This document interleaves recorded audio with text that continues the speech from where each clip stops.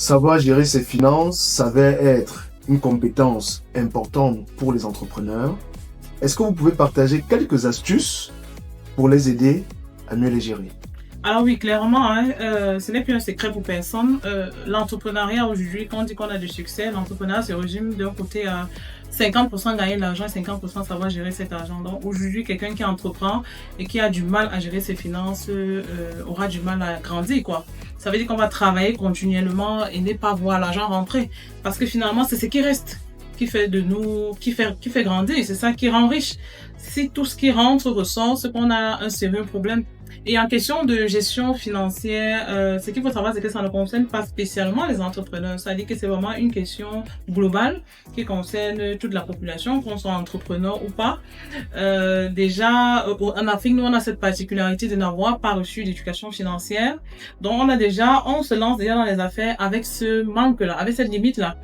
On n'a pas appris, déjà on a un problème avec l'argent, c'est nos cultures nous empêchent de parler librement d'argent. Donc du coup, quand on veut devenir entrepreneur comme ça, on a ce blocage là de pouvoir parler librement d'argent, de pouvoir même avouer, de pouvoir même mentionner le montant qu'on veut gagner. Ça reste encore un tabou pour beaucoup d'entrepreneurs. Les gens savent seulement, je veux gagner beaucoup d'argent, mais ils ont du mal à chiffrer. Donc on a un réel problème avec les chiffres en Afrique, ça c'est connu. Donc quand on décide de devenir entrepreneur, encore plus, on doit beaucoup travailler ce blocage-là parce que sinon, on passe son temps à travailler pour rien.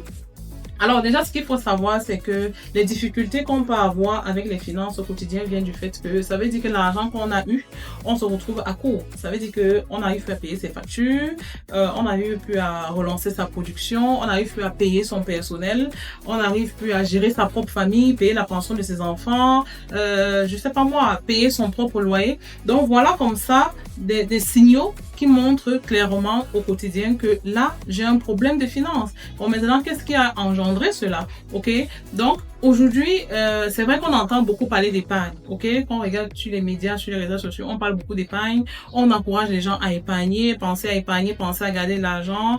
Oui, on est à court de moyens, peut-être parce qu'on a gaspillé, mais aujourd'hui, la vraie question qui est à résoudre, la vraie énigme, c'est de pouvoir apprendre à dépenser de l'argent. Ok, parce que on va beau épargner. À la fin de la journée, si on ne sait pas comment on va dépenser l'argent, on va toujours finir par le gaspiller.